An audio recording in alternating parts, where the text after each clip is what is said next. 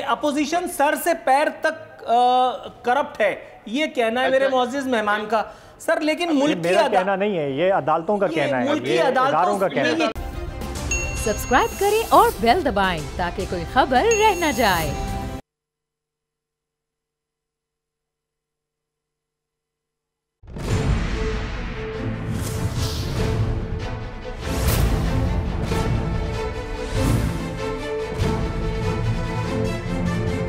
अस्सलाम वालेकुम, मैं हूं नूरुल आरफीन सिद्दीकी और आप देख रहे हैं मेरी जंग। एक और अनमोल रतन बेरोज़गार हुआ।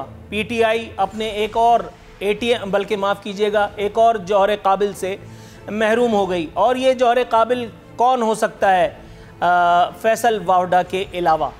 फैसल वावड़ा, जिनके नाम के साथ सेनेटर फैसल वावड़ा लग गया था, जो बाकायदा मुल्क के बुलंद तरीन ऐवान में पहुँच गए थे अपनी तमाम तर गैर संजीदगी के बावजूद, तमाम तर विद ऑल ड्यू रिस्पेक्ट ओछी हरकत के बावजूद। कभी पीली गाड़ी पर करतब दिखाया करते थे, कभी तवंचेबाजी का मुजाहरा करके खान साहब को शर्मसार इन्होंने करवाया और उसके बाद फिर इनकी खिंचाई हुई।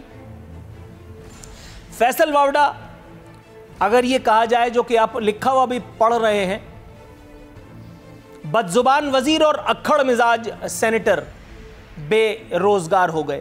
फैसल वावड़ा का जमहूरी हनीमून खत्म हुआ और यूं कहा जाए तो भी गलत ना होगा कि डैम वाले बाबा का जो आशीर्वाद फैसल वावड़ा के पास था, अब वो खत्म हुआ। डैम वाले बाबा का अकेला आशीर्वाद तो इनके पास नहीं था, क्योंकि उस वक्त जब वो डैम वाले बाबा ने मुल्क में उधम मचा रखी थी, फैसल वावड़ा का एक केस अदालतों में इलेक्शन कमीशन में पेंडिंग था। उसके बावजूद फैसल वावड़ा से अपने घर में मुलाकात करके, फैसल वावड़ा से गुलदस्ता वसूल करके डैम वाले बाबा ने सबको ये पैगाम दिया कि ये मेरा बच्चा है। और उसके बाद इस बच्चे ने जो धमा चौकड़ी, जो उधम मचाई, अलमान अल हफीज़, किसी एक मौके पर भी इसने खुद खान साहब को शर्मिंदा कराने का कोई मौका हाथ से जाने न दिया। चाहे वो पीआईडी में सहाफ़ियों से बदजुबानी का मुजाहरा करना हो, चाहे वो अपोजिशन के साथ करंट अफेयर प्रोग्राम्स में, चुनिंदा एंकरान कराम के ही सही, करंट अफेयर प्रोग्राम्स में उनके साथ बदतमीज़ी का मुजाहरा करना। इलेक्शन कमीशन का फैसला जारी हुआ। इलेक्शन कमीशन ने बताया कि फैसल वावड़ा ने मनी ट्रेल दी है, न ही टैक्सेस की अदायगी को यकीनी बनाया है। इलेक्शन कमीशन के मुताबिक फैसल वावड़ा ने अपनी जायदादों की खरीदारी के जराए छुपाया। इलेक्शन कमीशन ने गुज़िश्ता तमाम हरकत की वो तमाम रिलीफ जो चीफ इलेक्शन कमिश्नर और इलेक्शन कमीशन ने फैसल वावड़ा को दिया, और इतना दिया कि फैसल वावड़ा एक एमएनए से, एक वजीर से मुल्क के आला तरीन ऐवान में सेनेटर बन बैठे। फैसल वावड़ा को यू टर्न दिया गया है, फैसल वावड़ा को चौरंगी घुमा करके और उनको फिर बेरोजगार कर दिया गया है। फैसल वावड़ा को तनख्वाहों और मराहत की वापसी के लिए 2 माह की मुद्दत दी गई है। 2 माह में फैसल वावड़ा जो है वो इस सब चीज़ें वापस करें, इस बात को इंश्योर करना होगा। जाहिर है कि अभी तक फैसल वावड़ा जो है वो उनके पास एक ऑप्शन मौजूद है, वो सुप्रीम कोर्ट से रुजू कर सकते हैं इस एक फैसले के खिलाफ।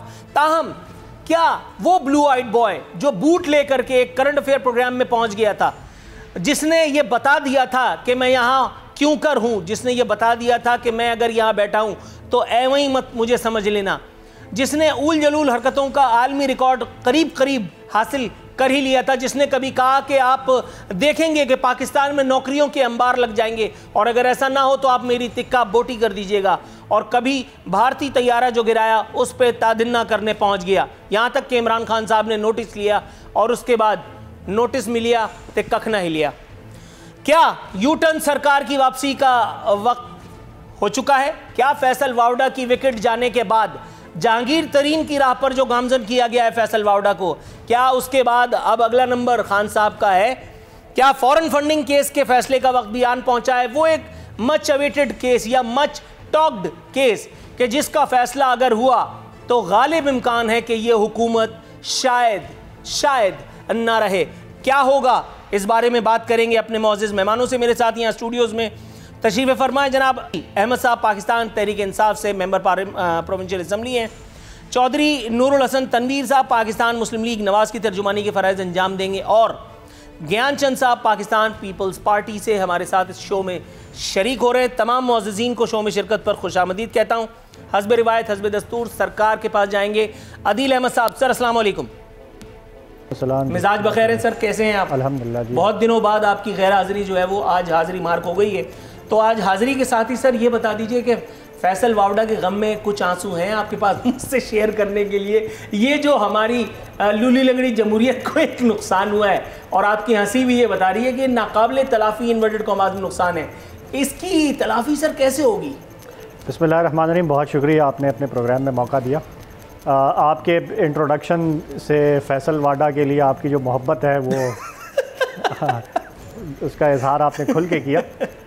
और मैं ये समझता हूँ कि फैसल वाडा साहब का एक केस इलेक्शन कमीशन में चल रहा था और मैं माफ़ी चाहता हूँ, मैंने उस फैसले को पूरा नहीं पढ़ा, लेकिन जो मेरी इंफॉर्मेशन है उसके मुताबिक उनका जो बाहर की शहरियत थी, जो डुअल नेशनैलिटी थी, वो उन्होंने तर्क करनी थी, जो कि उन्होंने अप्लाई तो किया था तर्क करने के लिए, बट नॉमिनेशन जमा कराने से पहले उनकी वो शहरियत वापस नहीं हुई थी।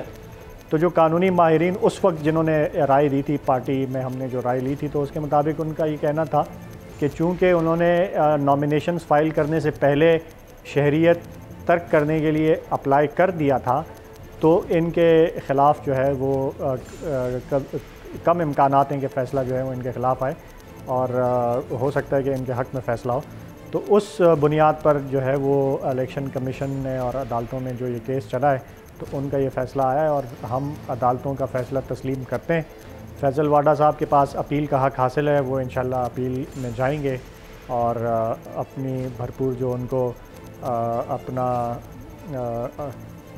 हक हासिल है अदालत में अपने आप को डिफेंड करने का, वो इंशाल्लाह वो करेंगे। फ़रोग नसीम साहब जैसा जौहर काबिल, फवाद चौधरी जैसा बैरिस्टर आपके साथ मौजूद है, आप उसके बावजूद भी ये मिसकैलकुलेशन, मतलब मिसकैलकुलेशन ही है।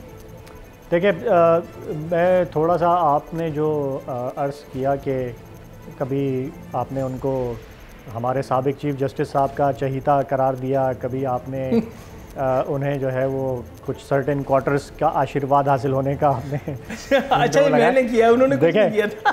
देखिए, अगर ऐसा होता तो फिर इनके खिलाफ फैसला नहीं आना चाहिए था मेरे ख्याल से। कंपनी फिल्म देखी है आपने? अदालतों का फैसला जो है वो इनके खिलाफ आया है, तो इसका मतलब है कि उनको किसी का आशीर्वाद हासिल नहीं है। अच्छे लगते हैं आपको पता है? कंपनी फिल्म देखी है आपने? नहीं, ये अजय देवगन कहता है कि बहुत खास आदमी को भी कभी कभी ये बताना होता है कि तुम कभी भी आम हो सकते हो। इसी एक वजाहत के साथ मैं आगे अपने मेहमान के पास जाऊंगा। मतलब ये उसकी आर्गूमेंट की नफ़ी करता है कि अगर उनको किसी का आशीर्वाद हासिल है तो फैसला उनके हक़ में आना चाहिए था, उनके ख़िलाफ़ फैसला आया। इसका मतलब ये है कि हुकूमत जो है वो इदारों के ऊपर असरअंदाज नहीं हो रही और फैसल वाडा साहब किसी के लाडले या चहीते नहीं हैं, बल्कि वो पार्टी के एक रुकन हैं, एक लीडर हैं और सियासत में उनका एक रोल है, किरदार है जो कि वो अदा कर रहे हैं। आज वो इलेक्शन कमीशन से अनलकी साबित हुए हैं। मेरे ख्याल से यहाँ सियासत ख़त्म नहीं हो जाती, वो पार्टी के अंदर अपना रोल जो है वो जारी रखेंगे। आगे बड़ा लंबी इनिंग है। Right sir, got your point. Sir Gyanchand साहब, फैसल वावड़ा अनलकी हैं या हम लोग लकी साबित हुए हैं कि फैसल वावड़ा की विकेट गिर गई, या फिर खान साहब अनलकी निकले इस पूरे खेल में कि एक और मतलब आप समझ लें, मैं कहूँगा तो फिर मुझे पटवारी या जियाला ना कह दिया जाए कि एक और फाइनेंसर या एटीएम वो दागे मफारकत दे गया। देखिए, मैं समझता हूँ कि आपने जिस भी अंदाज में उनको अनमोल रतन कहा, लेकिन इसको गंदा आटा कहना चाहिए जो आला ऐवान से बाहर हो गया। लकी तो हमारा ऐवान है कि इस किस्म के लोग जो हैं वो बाहर हो रहे हैं। ये जो भाई हमारे पीटीआई वाले, उन्होंने कहा कि उन्होंने अप्लाई कर दिया था, लेकिन इलेक्शन कमीशन को लास्ट तक उन्होंने कुछ नहीं बताया। वो 2 साल, 2.5 साल, 3 साल, 4 साल जो है इस ऐवान पे नाफिज रहे, जो एक नाहिल शख्स था। हमें तो अफसोस इस बात पे भी है कि हमारी जुडिशरी ने, हमारे इलेक्शन कमीशन ने इतना वक्त बर्दाश्त कैसे किया। वो एनए पे मिनिस्ट्री को एंजॉय करते रहे और उसके बाद वो सेनेट के लिए भी उनका फॉर्म रिजेक्ट नहीं हुआ और वो सेनेटर भी बन चुके और वो हमारे ऐवान को भी उन्होंने वो आलूदा कर दिया। तो इस किस्म के फैसले अगर डिले होंगे तो वो जस्टिस डिलेड जस्टिस डिनाइड वाली बात है। और फिर किसके, वो किसी डैम वाले बाबा के हो या बूथ वाले बाबा के चाहते हो, लेकिन वो डेमोक्रेसी के लिए कोई अच्छा शगुन जो है ना वो नहीं है कि इस किस्म के लोग जो है तहरीक इंसाफ पे नाम पे जो है ना वो लूटते रहे। इमरान खान के चाहते होंगे तो होंगे, उनके तो पसंद है ही इस किस्म के लोग। वो मुराद सईद भी उनके नंबर 1 है ना, वो बड़ी मेहनत करते हैं, तो इन्होंने भी कोई तो मेहनत की होगी। तो कहने का मकसद ये है कि हमारे ऐवानों में साफ सुथरे लोग होने चाहिए, उनके साथ ये कोई रैत नहीं होनी चाहिए। उसमें जो हमारा सिस्टम है वो 4 साल तक अगर फैसला नहीं कर सकता है, वो पूरे प्रिविलेजेस भी एंजॉय करता है, हमारे मिनिस्ट्रियां भी एंजॉय करता है, पूरे फैसिलिटी से स्टेशन भी लेता है और हमारे ऊपर नाफिज रहता है। तो हमारे सिस्टम में भी जो खराबी है उसको भी दूर करने की बहुत बहुत ज़रूरत है। ये हमारे मुल्क के वकार का मसला है, ये हमारे ऐवानों के वकार का मसला है, ये हमारे इलेक्शन कमीशन के वकार का मसला है, ये हमारे जुडिशरी के वकार का मसला है कि इस किस्म के लोग जो है वो फायदे में रहते हैं, उनसे कोई पूछने वाला नहीं होता है। तो राइट सर, थोड़ा सा तवक्कुफ की इस्तदा के साथ मैं चौधरी नूरुल हसन तनवीर साहब के पास जाऊंगा। चौधरी साहब, सर अस्सलाम वालेकुम। वालेकुम अस्सलाम व रहमतुल्लाह। चौधरी साहब, सर ये 2 दिन में क्या माजरा हो गया कि जंगल का जंगल हरा हो गया। सेनेटर फैसल वावडा अब सेनेटर नहीं रहे। जो फैसल वावडा जो है उसके ऊपर कौमी असम्बली में इस नाचीज ने सबके सामने लानत भेजी थी, उसकी पहली वाली जिंदगी पे भी और बाकी जो रहने वाली है उसके ऊपर भी। उसकी वजह ये थी कि इसने कौमी असम्बली में खड़े होकर ये कहा था कि अल्लाह के बाद जो सबसे बरगुज़ीदा हस्ती है वो इमरान खान है। हमने इसे कहा कि अपने अल्फाज वापस लो, इसने अपने अल्फाज आज तक वापस नहीं लिए। तो मैं ये समझता हूँ कि मकाफात अमल का शिकार हुए हैं ये, और जितना इनमें घुमंड था, तकब्बर था, गरूर था, दो एक जो होती है ना ताकत का घुमंड और उसके बाद फिर पैसे का घुमंड, वो उस शख्स में कूट कूट के भरा हुआ था। अपने मुखालफिन के साथ बदतमीजी करनी, बदतहजीबी करनी, बदकलामी करनी, यही जो है पीटीआई ने सिखाया इन लोगों को, और यही वो सबसे जो बेहतर अंदाज में जो है ना वो अपना करते थे, उनको शाबाश भी मिलती थी। कभी किसी ने ऐसे नहीं किया उनको कि मना किया हो पार्टी ने कि नहीं आप जो है ना वो तमीज़ के दायरे में रह के बात करें। और मैं सेनेटर साहब की बात को सेकंड करूंगा कि अल्हम्दुलिल्लाह जो सेनेट जो है उससे पाक हो गया, और पहले कौमी असम्बली उससे पाक हुई थी और अब सेनेट जो है ना वो पाक हो गया, और ये बहुत अच्छा फैसला है। अल्लाह करे कौमी जो सुप्रीम कोर्ट है इसको बहाल रखे, ताकि आने वाले वक्तों में पार्टी लीडर को भी और पार्टी की क़यादत को भी ये एहसास हो कि उन्होंने बेहतर लोग जो हैं वो देने हैं, बेहतर लोग जो हैं कैंडिडेट बना के कौमी असम्बली और सेनेट में भेजने हैं। इनका मेयार जो है ना बदतमीजी नहीं, उनका मेयार उनकी परफॉर्मेंस होनी चाहिए और उनका काम होना चाहिए। आप मुझे बता दें जो उनकी वजारत है, कोई उनकी वजारत के नाम तक को नहीं जानता, कोई उसकी परफॉर्मेंस को नहीं जानता।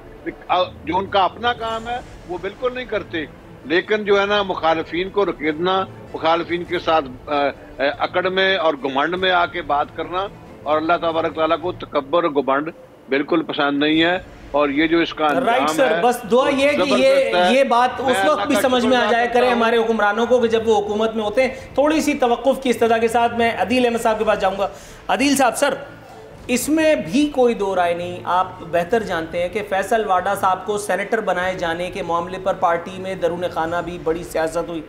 पार्टी में एक बहुत बड़े तबके को तो मैं नहीं कहता, लेकिन एक ख़ासे नोटेबल फिगर को रिजर्वेशंस थी कि फैसल वाडा को सेनेटर ना बनाया जाए। सर वो आदमी जो बाकायदा कुर्सी रख करके कचरे के ऊपर और सिगरेट पी के पॉलिटिकल स्टंट्स कर करके उसने बल्दिया टाउन जैसे एक इंतहाई अहम हल्के में MQM को डेंट लगाया और वहाँ से नशिस्त ले उड़ा। उसके बाद फिर गैर संजीदगी के मेयारात मुकर्रर जो किए गए थे उनको पार करते करते करते वज़ीर और उसके बाद फिर सेनेटर। सर आपको लगता है कि बुनियादी गलती वहीं हो गई थी कि जब फैसल वाडा MNA बने थे, या वाकई ये सब आगे जो हुआ ये बहुत ज़्यादा अनएक्सपेक्टेड था आपके लिए? देखिए, जहाँ तक पार्टी के अंदर रिजर्वेशन का ताल्लुक है तो पार्टी के अंदर हमेशा डिफरेंट ओपिनियन जो है वो मौजूद होता है, और ये जमहूरियत का हुस्न है, इसमें कोई ऐसी कोई गलत बात नहीं है। और उस डिफरेंस ऑफ ओपिनियन की पीछे कोई लॉजिकल रीजंस भी होती हैं, और कुछ हमारे पार्टी के लीडर्स ये समझते थे कि जो केस चल रहा है कोर्ट के अंदर उसके लिहाज से जो है वो रिस्क नहीं लेना चाहिए। लेकिन उनको सेनेटर बनाने का जो फ़ैसला था वो प्राइम मिनिस्टर इमरान खान साहब का था, और पूरी पार्टी अक्रॉस द बोर्ड उस फैसले को हमने तस्लीम किया, और हम प्राइम मिनिस्टर के जिस तरह हमने उन्हें लीडर माना है तो उनके फ़ैसलों को हम तस्लीम जो है वो बिल्कुल हमने किया उसको। और उनको आपने देखा कि अक्रॉस द बोर्ड उनको वोट पड़ा, यानी पार्टी के MPAs बावजूद इसके कि आपने देखा नेशनल असम्बली में किस तरह से हॉर्स ट्रेडिंग हुई, बैग्स जो है पैसे जो हैं उनकी वीडियो सामने आई, लेकिन सिंध असम्बली के अंदर ऐसा नहीं हुआ। पाकिस्तान तहरीक इंसाफ के मेंबर्स जो हैं वो बिके नहीं, बल्कि उन्होंने अपने जो सेनेटर्स थे उनको मुंतखब किया। तो मेरे ख्याल से डिफरेंस ऑफ ओपिनियन जो है वो टिकट अलोकेशन से पहले अपनी लॉजिकल रीजंस की वजह से ज़रूर मौजूद था, लेकिन उसकी ये वजह नहीं, उसका ये मतलब हरगिज़ नहीं है कि खुदा ना खास्ता कोई सर। लेकिन दोनों मुअज़्ज़िज़ मेहमानों ने जब गुफ्तगू करना शुरू की फैसल वावड़ा के हवाले से, तो आपने एक ख़ास नापसंदीदगी का तासुर आपको भी ज़रूर गया होगा। सर फैसल वावड़ा, मतलब with all due respect sir, उनकी अपनी भी हरकत और सकनात का इसमें अमल दखल तो ज़रूर होगा। नहीं, मेरे ख्याल से जो आपको हक़ हासिल है, अपोजिशन को हक़ हासिल है कि उनकी अपनी राय का इजहार ज़रूर करें, लेकिन मेरे ख्याल से with in all the decency limits जो है वो हमें आपस में एक दूसरे पे तनकीद करना चाहिए। जिस तरह से अगर कोई असम्बली में खड़ा होकर या टॉक शो के ऊपर कहे कि मैं फ़लाँ पे लानत भेजता हूँ या फ़लाँ पे, तो मेरे ख्याल से मुनासिब नहीं है ये, और आपको अपना इख्तिलाफ़ जो है वो बेहतर अंदाज में जो है वो रखना ज़रूर चाहिए। मैं सिर्फ इसमें एक पॉइंट मैं यहाँ पे आपके तवस्सुत से पूरी कौम को और हमारी आज़ाद अदलिया को और दीगर जो हमारे मुल्की इदारे हैं उनकी तवज्जो इस तरफ मैं दिलाना चाहता हूँ कि इस मुल्क में 85% तकरीबन, अगर मैं गलत ना हूँ मुझे माफ़ कीजिएगा, जितने हमारे सरकारी ब्यूरोक्रेट्स हैं, अफसरान हैं, बड़े बड़े ओहदों पे फाइज लोग हैं, दोहरी शरीयत रखते हैं पाकिस्तान। 85%। ये एक रिपोर्ट है, हज़ारों की तादाद है। ये रिपोर्ट अभी आई थी रिसेंटली, अगर आपकी नज़र से गुजरी हो तो जो ब्यूरोक्रेट्स दोहरी शरीयत रख कर और सरकारी अहम ओहदों पर फाइज रह सकते हैं, तो ये खुला तजाद क्यों है कि सियासतदान जो है वो दोहरी शरीयत नहीं रख सकता। यानी इस मुल्क में अगर तो फिर ये भी है कि आप इंसाफ के आला तरीन माबद पर बैठ करके और अच्छी अच्छी बातें करें, और जैसे ही आपको लगता है कि आप जो है वो तारीख में एक सबक बनने के लिए जा रहे हैं, आप फ़ौरन हुकूमत से अप्लाई कर दें कि जी मैंने चूँकि इतने बड़े बड़े तीर चलाए हैं, तोप चलाइए, तलवार चलाइए, फिर आपको रेंजर्स की और पुलिस की सिक्योरिटी भी मिल जाए, लेकिन आपको पता है कि जो कुछ आपने बोया है वो आपको मिलेगा, उसके बाद फिर आप अमेरिका से दार जाएँ। होता तो बहुत कुछ है, और होना मेरा ख्याल है कि कुछ और चाहिए। नहीं, देखें, अगर कवानीन इंसाफ का, मैं तो इंसाफ के बुनियादी उसूल की बात कर रहा हूँ। अगर एक ब्यूरोक्रेट जो है वो भी इस मुल्क को सर्व करने के लिए जो है उस ओहदे पर बराजमान या फाइज है। सियासतदान जो है वो 5 साल के लिए आते हैं, इलेक्ट होकर आते हैं, आवाम से वोट लेकर आते हैं, उनके लिए एक कानून है कि वो दोहरी शरीयत नहीं रख सकते, लेकिन 85% इस मुल्क के ब्यूरोक्रेट, पुलिस अफसरान, सरकारी लोग जो हैं वो दोहरी शरीयत रख के बैठे हुए हैं। उनके बच्चे जो है वो बाहर के वो हैं, शहरी हैं, वो उनका कोई स्टेक या नहीं है, उनके कारोबार जो है वो बाहर मौजूद है। बल्कि मैं तो हैरान रह गया, एक सरकारी अफसर से बातचीत का मौका मिला, उन्होंने कहा कि कस्टम्स में और दीगर जगहों पर जो नए अफसर आते हैं तो 2 साल नौकरी करके फिर वो 1 साल लीव लेकर बाहर जाते हैं और वहाँ कारोबार सेट करते हैं, वहाँ की नेशनैलिटी लेते हैं, और उसके बाद 1 साल की लीव के बाद आराम से आते हैं। बिल्कुल होता होगा। तो ये मतलब ये तो स्टेट ऑफ अफेयर्स है, हमें उस तरफ भी तवज्जो देनी चाहिए। मैं अपनी गवर्नमेंट से भी ये अपील करता हूँ, रिक्वेस्ट करता हूँ कि इस तरह का कोई कानून जो है वो ब्यूरोक्रेट्स के लिए भी बनाया जाए। और अगर उनके लिए नहीं बनाया जाता तो सियासतदानों पे जो तलवार लटकाई हुई होती है या जो हर चीज़ का नज़ला आके उन पे गिरता है सियासतदानों पे, उस पे भी जो है वो कोई नज़रसानी इस मुल्क में होनी चाहिए। ठीक हो गया जी चौधरी साहब। मैं अर्ज ये करने लगा था जी, मेरा बड़ी ख्वाहिश थी कि PTI का कोई एक ऐसा शख्स हो जो कोई अक्ल और शऊर की बात करे। आज मेरे भाई ने कर दिया है, मैं इसकी तायद करता हूँ, और मैं ये कहता हूँ कि जैसे ये कह रहे हैं बिल्कुल आप कौमी असम्बली में तरमीम लेके आए, हम मेक श्योर करेंगे कि हमारी पार्टी जो है वो इसमें आपकी मदद करे और बाकी पूरी अपोजिशन करे। आपके हाथ में है सारा कुछ। ऑन द रिकॉर्ड का है इन्होंने। आपने ऑन द रिकॉर्ड आपने जब कोई काम करना होता है स्टेट बैंक तक आपने दे दिया और आपने कोई कानून बनाना होता है तो आप रिस्क लेते हैं। इसके लिए भी एक रिस्क लेके आए। हुकूमत जो है वो इमीडिएटली इसमें तरमीम करे। सर मेरा ख्याल है पीपल्स पार्टी का वर्जन इसमें शामिल ना करना ज्यादती होगी। ज्ञानचंद साहब, सर जो वैलिड नुक्ता आदिल साहब ने यहाँ उठाया कि ये तलवार सिर्फ जो है वो सियासतदानों के सर पे लटकाई हुई है, इसका खात्मा बिल खैर होना चाहिए, या तो फिर तमाम लोगों के लिए, ब्यूरोक्रेसी समेत तमाम लोगों के लिए इसी पैमाने जाविये को, इसी पैमाने अदल को जो है वो नापना चाहिए। सर आप इस राय से मुत्तफिक हैं? देखो, मैं दो चीजों से पे इनसे मुत्तफिक हूँ। एक तो ये है कि जो भी कानून हो वो अक्रॉस द बोर्ड होना चाहिए, ये दोहरी शहरियत का हो या बाकी जो भी इंसाफ के तकाजे हैं वो इस मुल्क के सब शहरियों के लिए बराबर होने चाहिए। दूसरी बात ये कि हमारे लीडरशिप में डिसेंसी होनी चाहिए, वो इमरान खान तक होनी चाहिए। 4 साल की परफॉर्मेंस बताने के बजाय अगर अब भी वो निकलते हैं पब्लिक में और वही झूठा, चोर, डाकू कहना शुरू करते हैं तो डिसेंसी कहां से आएगी। लेकिन फिर भी इनकी बात अच्छी है, ये मैसेज इनकी पार्टी लीडरशिप तक भी पहुंचना चाहिए। हम लोगों को सबको रेस्पॉन्सिबल होना चाहिए। और बाकी ये हुक्मरान जो हमारे हैं ये ब्यूरोक्रेट्स हैं, ये हमारे जजेस, जनरल्स कोई भी फैसला कर दे, वो डैम वाले बाबा उसका क्या काम था, कहीं पे भी घुस जाते हैं, उनको कोई पूछने वाला नहीं है। पार्लियामेंट को, पॉलिटिशियंस को, जिसको जो चाहे वो गंदा करता रहता है। हम खुद एक दूसरे को गंदा करते रहते हैं, इसलिए हमारे पॉलिटिकल लीडर्स में, पॉलिटिकल एक्टिविस्ट में डिसेंसी आनी चाहिए। इसको भी मैं सेकंड करता हूं।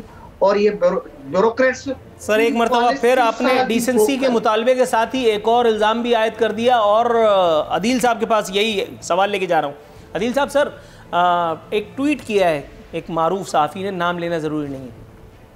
उन्होंने खान साहब की हालिया एक तकरीर, एक पब्लिक गैदरिंग में, और उन्होंने वो चंद सेकंड की क्लिप जो है वो अपलोड की। उसमें खान साहब सिर्फ ये कह रहे हैं, मैं इसको भी जानता हूँ, मैं उसको भी जानता हूँ, मैं उसको भी जानता हूँ, मैं तुझको भी जानता हूँ, मैं उस फलाने को भी जानता हूँ, मैं ये, मैं वो, मी माई सेल्फ एंड माइंड से जब तक बात नहीं निकलेगी तब तक ये जमहूरियत की गाड़ी आगे कैसे चलेगी। वो आदमी, मुल्क का वो वज़ीर आज़म जो अपने मुल्क के अपोजिशन लीडर को लिफ्ट कराने के लिए तैयार नहीं है, उसको चोर चमार सब कुछ कहता है, लेकिन मुल्क की अदालतों में से ऐसा कुछ भी नहीं निकल रहा।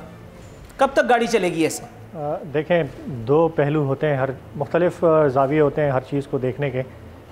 ये जो आपने बात की कि मैं और उसमें देखें, ये एक लीडरशिप जो होती है उसके अंदर एक सेल्फ़ कॉन्फिडेंस, खुद एतमादी, खुद पर यकीन रखना, यानी किसी भी मुश्किलात से निकलने के लिए अपने ऊपर जो बिलीफ होता है, ये उस चीज़ को शो करता है। मैं इसको दूसरे तरीके से नहीं देखता कि खुदा न खास्ता ये कोई गरूर, तकब्बुर या दूसरे उसमें आप ज़मरे में अगर लेके जाएं इसको, तो एक लीडरशिप के अंदर एक सेल्फ़ कॉन्फिडेंस जो है वो होना बड़ा ज़रूरी होता है। और मेरे ख्याल से प्राइम मिनिस्टर इमरान खान में ये अभी से नहीं, ये क्रिकेट के दौर से, जब से वो आए खेल के अंदर, खेल के मैदान में, फिर फिलांथ्रोपी के मैदान में आए, फिर उसके बाद सियासत में आए, तो एक सेल्फ़ बिलीफ और इसे कहते हैं खुदी, जो अल्लामा इकबाल ने जैसे बयान किया है उसमें, तो ये एक बड़ी वो चीज़ है। इस सेल्फ बिलीफ होनी चाहिए। इस तरह से इसको अप्लाई करने के लिए नहीं कहा था, ये तो आप मानेंगे। दूसरी चीज़ जो आपने कही कि शहबाज शरीफ साहब और अपोजिशन लीडर, देखें सर थोड़ा सा तवक्कुफ की इस्तदा है, मुझे इमीडिएट ब्रेक की कॉल दी गई है। दोबारा आदिल साहब के पास आएंगे ताकि वो अपने जुमला कंप्लीट कर सकें।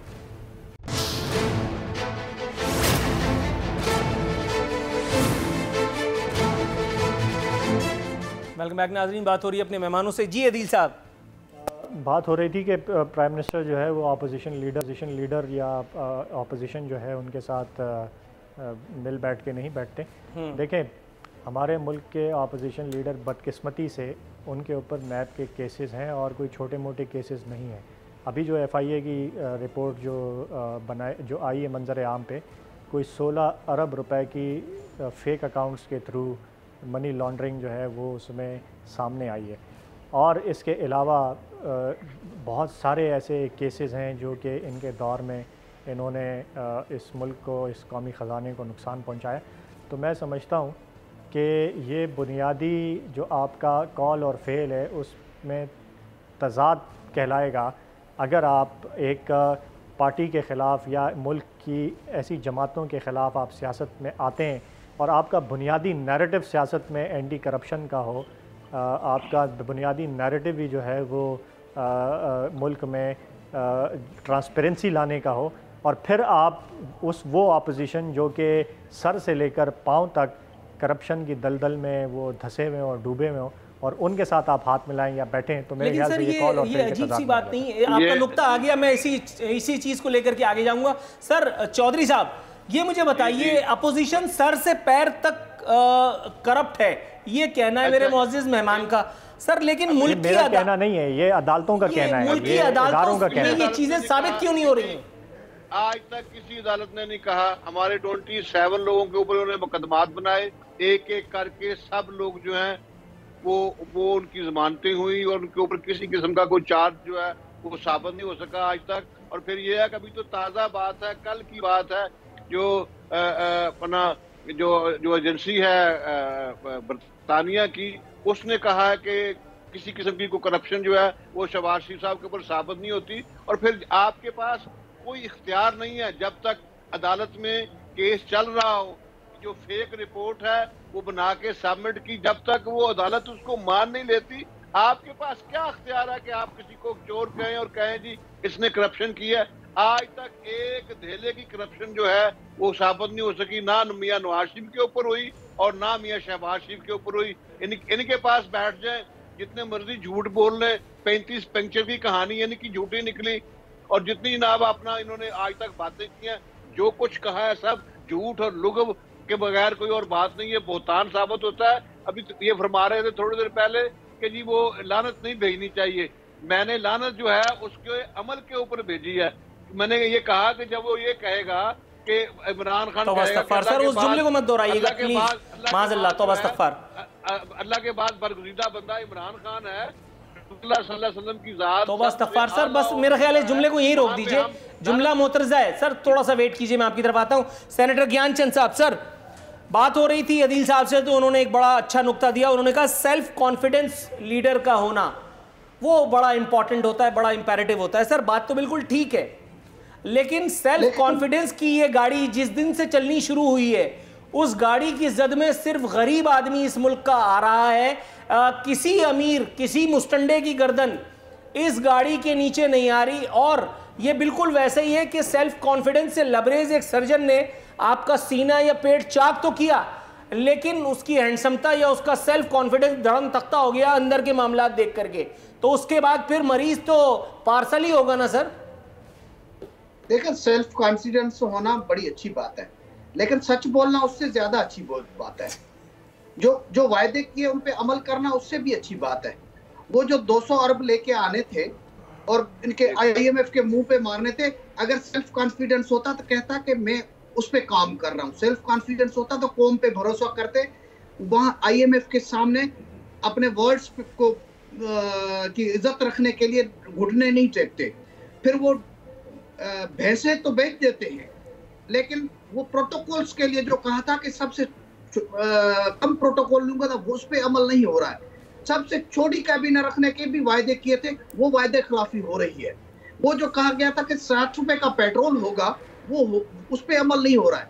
महंगाई बढ़ेगी तो हुक्मरान चोर होगा, उस पर सच नहीं बोला जा रहा है। फिर एमनेस्टी ट्रांसपेरेंसी इंटरनेशनल जो कह रही है कि करप्शन बढ़ी है, उस पर सच नहीं बोला जा रहा है।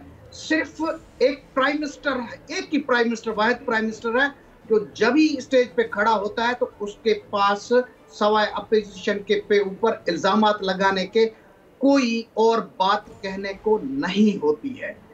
इमरान खान 4 साल के बाद कहता कि मैंने ये एजेंडा लाया था, मैं मैनिफेस्टो ये लाया था। डिसेंसी वो होती, उस पर मैंने इतना अमल किया है, बाकी अमल जो रुका हुआ है वो मैंने ट्रैक पे ले लिया है। यहाँ तो पूरा कर्जे की बात करते हैं, तो मुल्क ने पूरे 70 साल में जो कर्जे की बात होती, 70 साल में इतना कर्जा नहीं लिया जितना इन्होंने 3 साल में ले लिया है। इतनी महंगाई मुल्क की तारीख में कभी नहीं हुई।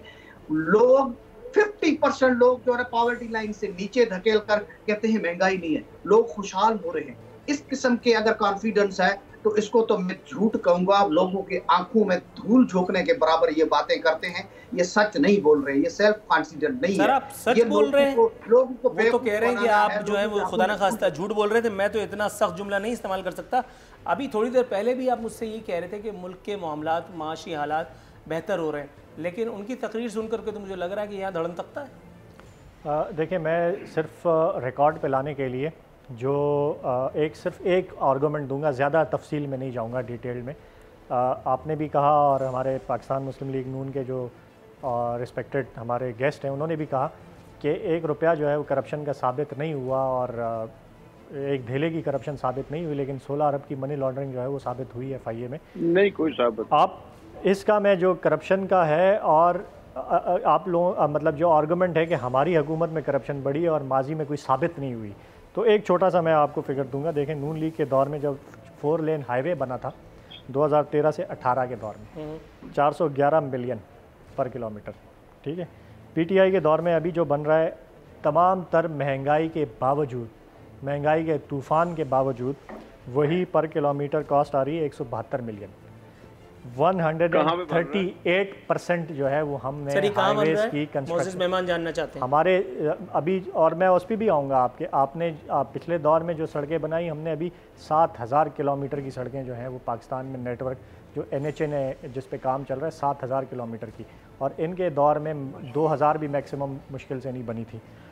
मैं इस कॉस्ट तो चार लेन, वो जो बातें करते थे वो गलत थी क्या कि नवाज शरीफ सिर्फ हाईवे की खा रहा है, नवाज शरीफ सिर्फ मोटरवे बना रहा है? तो ये साबित हो रहा है ना, ये साबित हो रहा है ना कि अगर तो उस बात से डिफर कर रहे हैं आप। नहीं, 100 उन्होंने कम बनाई और आपने ज्यादा बनाई। नहीं, हमने ज्यादा बनाई, लेकिन हम कम कॉस्ट में बना रहे हैं ना, कम कॉस्ट में बना रहे हैं। हम कम कॉस्ट में बना रहे हैं, 138% कम कॉस्ट में बना रहे हैं हम। ये 411 पर किलोमीटर मिलियन का बना रहे थे, हम 172 मिलियन पर किलोमीटर बना रहे हैं। फिर में एक मिनट है कि ये कहां बन रहा है? एक मिनट प्लीज, पूरे पाकिस्तान में बन रहा है, आप वेबसाइट पे जाके देख सकते हैं।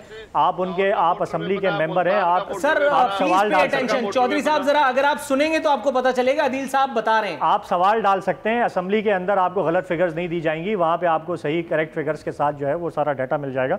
4 लेन की मोटरवे नून लीग बनाती थी 2013 से 18 के दौर में 606 मिलियन पर किलोमीटर, हम बना रहे हैं 385 मिलियन पर किलोमीटर, तमाम महंगाई के बावजूद, 3-4 साल के इन्फ्लेशन के बावजूद 53% कम कॉस्ट पे बना रहे हैं। अब आ जाए रिहेबिलिटेशन ऑफ रोड्स पे, 2013 से 18 पे 80.1 मिलियन पर किलोमीटर की रिहेबिलिटेशन की कॉस्ट थी नून लीग के दौर में। हमारे दौर में 53 मिलियन पर किलोमीटर है, यानी 51% हमने कम किया। तो हम जो, हमारा जो आर्गूमेंट था कि ये सड़कों से जो फ्लैट्स बने, पहले जो ठेके मोटरवेज के हुए उसी दौर में जाके बाहर के फ्लैट्स खरीदे गए, हमारा आर्गूमेंट जो है वो इससे साबित होता है कि हम कम कॉस्ट में बना रहे हैं। ये लोग उस वक्त जब महंगाई नहीं थी बकौल इनके, अभी महंगाई बहुत ज़्यादा है, हम उसके बावजूद कम कॉस्ट में बना रहे हैं, ये ज़्यादा में बना रहे हैं। रेवेन्यू इंक्रीज़ जो हमने किया 3.5 साल में 81.78 बिलियन जो है वो नून लीग के दौर में हुआ था, हमारे दौर में 184.14 बिलियन, यानी 125% ज़्यादा। तो ये वो जो दावे हैं कि हम शायद नाकाम हुकूमत है, ये सारे फिगर्स जो हैं वो सारे फिगर्स ने साबित कर दिया कि गुड गवर्नेंस के दरिया मनाफी है।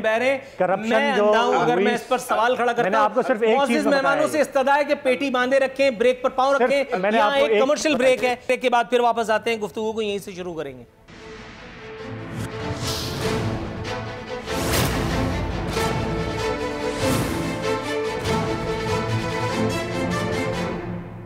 जी नाज़रीन, इख्तितामी लम्हा शो ज्ञान पहुँचे हैं। सर, गुड गवर्नेंस के दरिया बह रहे हैं और मैं और आप जो हैं वो अकल के अंधे ठहराए जा चुके हैं। ज्ञानचंद साहब, सर इतनी बचत कराई है हमारी सरकार ने, इतनी बचत करवाई है, तो फिर क्या हुआ अगर मेरी और आपकी ज़िंदगियों को सुधारने के लिए थोड़ा सा 100-200 रुपए का कर्जा ले लिया? सर आखिर ये भी तो कौमी मफाद में ही हुआ है। अभी इतनी तफसील से अदील साहब ने वो सारे फिगर्स दिए हैं, आप उसको चैलेंज नहीं कर सकते? देखें, इतनी बड़ी मेहनत करते हैं हमारे मुराद सईद साहब, जब तो उनको नंबर 1 मिला है ना। सर जी, देखना यह है कि अगर इस रेट पे इन्होंने बना है तो क्या हमारी बजट से कितना पैसा निकला है उसको और उनके फिगर्स को अगर मैच करेंगे तो नहीं मिलेंगे। फिर क्वालिटी और उसकी विड्थ, उस स्टैंडर्ड को भी देखना पड़ेगा कि वो कहाँ पे है। ऐसे ऐसे तो 200 अरब भी आने थे। अभी अभी भी यहाँ पे कहाँ गुर्बत है, किसी को नजर आती है क्या? ये इस किस्म की बातें करना अपनी जगह पे है, लेकिन करप्शन इंडेक्स बढ़ा है। ये जो कह रहे हैं करप्शन इंडेक्स, वो ट्रांसपेरेंसी इंटरनेशनल का है। फिर जो बाकी इनकी मिनिस्ट्रीज है उनकी नाहरी। इमरान खान एक स्पीच में तस्लीम करते हैं कि हम इन चीजों पे नाकाम हुए, दूसरी स्पीच में इन सर्टिफिकेट बांट रहे होते हैं कि ये इनको है। नंबर 1 इनको बड़ी इनकी मेहनत है, उनके वजह से मिला है कि भी हम कर रहे हैं, लेकिन ये फिगर्स जो हैं वो उस क्वालिटी के नहीं है। फिर 1 लाइन बना रहे हैं, 2 लाइन बना रहे हैं, 4 लाइन बना रहे हैं, वो भी चीजें सामने आनी चाहिए। हमारे हम अभी सिंध की बात में करूंगा। सक्खर से हैदराबाद तक पब्लिक प्राइवेट मोड पे जो बना था, पीपीपी मोड पे, वो इनकी पूरी अभी गवर्नमेंट पूरी होने जा रहा है, इनका टेन्योर पूरा होने जा रहा है, वो एक पैसा भी नहीं है, ये टेंडर नहीं कर सके। क्या सिंध से दुश्मनी है? क्या ये दिखा रहे हैं कि भाई जहां पे भी बात करो सब गलत कर रहे हैं? अभी पंजाब की गवर्नेंस को रेटिंग अच्छी बता रहे हैं, बोजदार साहब का कोई मुकाबला नहीं है, वो उनकी तारीफें हो रही है, इनको नंबर 1 मिल रहा है। तो इस किस्म के लोगों को झूठ पे झूठ बोलना, जो कंटेनर पे बात थी वो अभी गवर्नमेंट पे भी बात करना, ये बड़े जिसको कहते हैं डीप लोग हैं, ये झूठ इस तरह से बोल जाते हैं। हमारे आदिल साहब बड़ी डिसेंट बात कर रहे हैं, लेकिन फिगर्स को और फिर फिगर्स में जो बचत बचा रहे हैं उसको अब अगर मल्टीप्लाई करके देखें तो इतनी बजट भी हमारी नहीं रखी गई है नेशनल हाईवेज की जितनी ये सेविंग्स बता रहे हैं। राइट सर, थोड़ा सा वेट कीजिएगा, मैं आपकी तरफ आता हूँ। ज्ञानचंद साहब जी, चौधरी साहब, सर आप कुछ कहना चाह रहे हैं? मैं अर्ज ये करना चाहता हूँ कि इस्लामाबाद से लाहौर की मोटरवे आपको नजर आती है, बनी है, और फिर इस्लामाबाद से पेशावर मोटरवे, हजारा मोटरवे, उसके बाद जनाब लाहौर से मुल्तान मोटरवे, मुल्तान से सखर मोटरवे, और उसके बाद सियालकोट मोटरवे, ये नजर आ रही हैं। ये भाई जो हैं हमारे, ये जो कह रहे हैं जिन्होंने बड़ी मोटरवे, कोई नाम तो लें भाई कि फला मोटरवे जो है वो पीटीआई ने बनाई है और कम रेट्स के ऊपर बनाई है। सर ये ज्यादती नहीं है चौधरी साहब? एक तो हुकूमत मोटरवे बनाए और उसके बाद आपको बताए भी। हुकूमत काम कर रही है, आप ढूंढ लीजिए कहाँ किया। ठीक है, और ये फिर वही बात है कि फिर इमरान खान ने जैसे वो टीका लगवाया था ना, तो उनको जो है वो नर्सें हूरे नजर आती थी ना, इनको भी वो इन्होंने को टीका लगवाया हुआ है, इनको जो है ना वो नजर आ रहा है मोटरवेज, और हमें नजर नहीं आ रही जो इन्होंने बनाई है पीटीआई। सर वेट कीजिए, मैं आपकी तरफ आता हूँ। आदिल साहब, ये मतलब आप खुद अगर रिस्पॉन्ड करना चाहें, ये क्या है, मतलब हमें क्यों नजर नहीं आ रहा, वो ये कह रहे हैं? देखें, देखने के लिए जो है वो बसारत चाहिए होती है। अगर आपके अंदर वो बसारत है कि जिसमें आपको अपोजिशन अपने मुखालिफ की जो है वो बेहतर कारकर्दगी का एतराफ़ करने का हौसला हो, तो ये हो सकता है। हमने आप देखें सवात मोटरवे जो कि पाकिस्तान तहरीक इंसाफ की गवर्नमेंट ने बनाया, अब सवात से लेकर अपर दीर तक की जो मोटरवे है वो पाकिस्तान तहरीक इंसाफ की गवर्नमेंट बना रही है। इसी तरीके से आपकी हकला से DI खान की मोटरवे भी रिसेंटली कंप्लीट हुई है, वो बनाए। इसके अलावा बलूचिस्तान में हमारे ज़्यादातर जो प्रोजेक्ट्स हैं मोटरवेज़ के और हाईवेज़ के, वो बलूचिस्तान में इस पर काम हो रहा है। कराची से कोयटा और कोयटा से चमन वाले पे काम शुरू हो गया है। अभी इन्होंने जिक्र किया कि हैदराबाद से सखर वाले का जो है वो कुछ हुआ नहीं है। इनकी इतला के लिए अर्ज़ है कि पहले जो बिड्स इनवाइट किए थे उसमें किसी ने वो जो एक्सप्रेशन ऑफ इंटरेस्ट जो अप्लाई करते हैं वो रेट्स जो है वो उन्होंने ठीक से नहीं किए थे, तो दोबारा इनवाइट किए गए थे, और अब वो टेंडर जो है वो हो चुके हैं। उस पर मशीनरी जो है वो भी मोबिलाइज हो चुकी है, वो भी कम कॉस्ट के ऊपर बन रही। ऐसा नहीं होता। हम जो कॉन्ट्रैक्ट्स अवार्ड कर रहे हैं, मैंने जो आपको फिगर्स बताई हैं कि हम वो अवार्ड कर रहे हैं, कंपैरिजन बताया कि उस दौर में कितने पे अवार्ड हो रहा था और हम कितने पे अवार्ड कर रहे हैं। इसी तरीके से, ये मैंने आपको सिर्फ एक मिसाल दी थी, इसी तरीके से आप इनके जो LNG के रेट्स हैं जो हमने रीनेगोशिएट किए हैं कतर के साथ, वो आप जाके देख लें, वो भी आप कौमी असम्बली में सवाल डालें, आपको सारा डाटा उसका मिल जाएगा कि इन्होंने किन रेट्स पे किए थे और हमने बावजूद महंगाई के और आलमी दुनिया में कीमतें ऊपर जाने के हमने क्यों वो रेट्स जो है वो कम करवाएं। तीसरी चीज़, आप इसी नून लीग की गवर्नमेंट, आपने कहा शहबाज शरीफ का एक धेला साबित नहीं हुआ।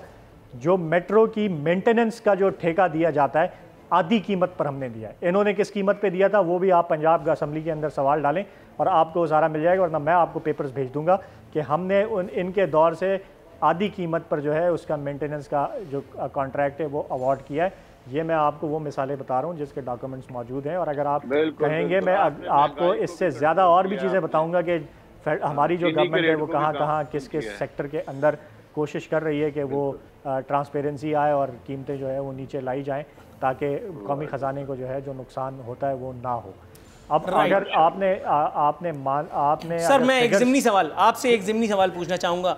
फवाद चौधरी साहब के बारे में ख़बर है, फरमा रहे हैं कि जो इमरान खान को छोड़कर जाएगा उसकी सियासत ज़ीरो हो जाएगी। अदील साहब, फवाद चौधरी साहब वो अनमोल रतन है जिन्होंने मुशर्रफ को पकड़ा फिर छोड़ दिया, जिन्होंने गिलानी को पकड़ा छोड़ दिया, जो जरदारी के बारे में अच्छी अच्छी बातें किया करते थे, जो बिलावल भुट्टो को कायदे तहरीक मानते थे, आज वो इमरान खान साहब के बारे में ये पेशनगोई कर रहे हैं। Do you really think he means it?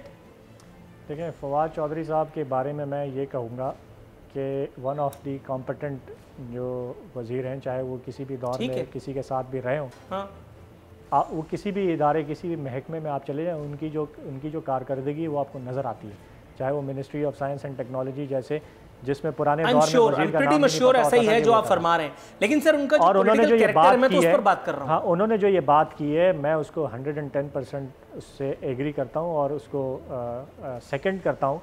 उसकी मिसालें मौजूद हैं। सही, जावेद हाशमी साहब इमरान खान साहब के ख़िलाफ़ गए और बेबुनियाद गए, मतलब ऐसा नहीं है कि एक कोई सही बात पर कोई स्टैंड ले और उसके साथ हो, वो खिलाफ गए। आज उनकी सियासत आप देख लें, उनकी सियासत दफन हो गई है। आयशा गुलालई ने बेहुदा इल्ज़ामात लगाए इमरान खान साहब के ख़िलाफ़ गई, आज उनकी सियासत देख लें किधर खड़ी है। ठीक हो गया। हमारे बड़े ज़बरदस्त जस्टिस वजीउद्दीन साहब थे जिनकी मैं बड़ी इज़्ज़त करता हूँ, वो गए इमरान खान के ख़िलाफ़, उन्होंने बेबुनियाद इल्ज़ामात लगाए, आज उनको देख लें उनकी सियासत कहाँ खड़ी है। सर तो ज्ञानचंद साहब, मासिवा जस्टिस वजी के मेरा ख्याल है 2 मिसालें तो मौजूद हैं, तो सर ये आप लोग क्यों अपने पॉलिटिकल करियर से मतलब खतरा मोल ले रहे हैं इमरान खान साहब की मुखासमत करके? इस तरह की और भी मिसालें हैं, अकबर एस बाबर को देख लें। जी ठीक है सर, वाइंड अप की तरफ जाऊंगा। जी ज्ञानचंद साहब, जो इमरान खान साहब के खिलाफ गया उसका आप हाल देख लें क्या हुआ। Right sir. जी ज्ञानचंद साहब, देखें अब जो होने जा रहा है वो भी ये लोग देख रहे हैं। लोगों के पास इनके लिए जाने के लिए कुछ नहीं है। इमरान खान को जो छोड़कर गए वो खैबर पख्तूनख्वा में जीत रहे हैं और मुख्तलिफ पार्टीज के प्लेटफॉर्म से जीत रहे हैं। तो अब वो दौर चला गया जो इमरान खान की बात चलती थी। अब जहां भी इमरान खान गए हैं, वो बाई इलेक्शंस में गए हो, अभी लोकल बॉडीज के इलेक्शन में गए, बड़े रुस्वा हुए। सो अभी इमरान खान की बेड़ी में जो भी सवार होगा वो शायद रुसवाई होगा। अब वो सुरखरू होने का वक्त जो है ना वो गुजर चुका है, चला गया। जी चौधरी नूरुल हसन साहब, सर क्लोजिंग रिमार्क्स आपसे लूंगा। फैसल वावडा की बतौर सेनेटर कामयाबी का नोटिफिकेशन वापस, नशिस्त खाली करार। सर आपके ख्याल में अभी ये नशिस्त किसके पास जानी है? मुझसे पूछ रहे हैं आप? जी सर चौधरी साहब। जाहिर है वहां से जो अगर सिंध से अगर हुए हैं तो उनके पास ही जाएगी। मुझे ये कहना था उसके बारे में, चौधरी फवाद के बारे में। आप यकीन करें कि जिन 19 लोगों का नाम लिया जाता है कि वो कहते हैं कि हमें मुस्लिम लीग नून टिकट दे दे, उसमें से एक ये जो फवाद चौधरी है ना वो भी शामिल है। और मैं दावे से कहता हूं कि अगर आप उसको कल कला को मुस्लिम लीग नून हम ही भर ले कि भी ठीक है आप हमारे साथ आ जाएं, तो सब से पहले जो इमरान खान की डूबती हुई कश्ती से छलांग लगाने वाले होंगे ना वो जनाब फवाद चौधरी साहब होंगे। तो मैं इस कॉन्फिडेंस को दाद देता हूँ कि लीडर साहब भागे में कभी वो जरदारी से भागते हैं, अब वो इमरान से भागे हैं। और माशाल्लाह से कॉन्फिडेंस को मैं दाद देता हूँ। और मैं ये जानता हूँ इस बात को कि वो छलांग लगाने वालों सारी की सारी लीडरशिप जो है वो जेलों के चक्कर काट रही है। सर मेरा ख्याल है कि इस प्रोग्राम को यहाँ वाइंड अप करने का वक्त आ चुका है। कॉन्फिडेंस को मैं दाद देता हूँ। कॉन्फिडेंस को दाद देते हुए यहाँ वाइंड अप करने का वक्त हो चुका। अदील अहमद साहब, चौधरी नूरुल हसन तनवीर साहब और ज्ञानचंद साहब, तीनों मौजूदीन का मशकूर हूँ कि आपने अपनी मसरूफियत के बावजूद शिरकत की। नाज़रीन ये ताज का शो इंशाअल्लाह अगले हफ्ते बशर्ते ज़िंदगी हाजिर खिदमत होते हैं। फ़ी अमानिल्लाह।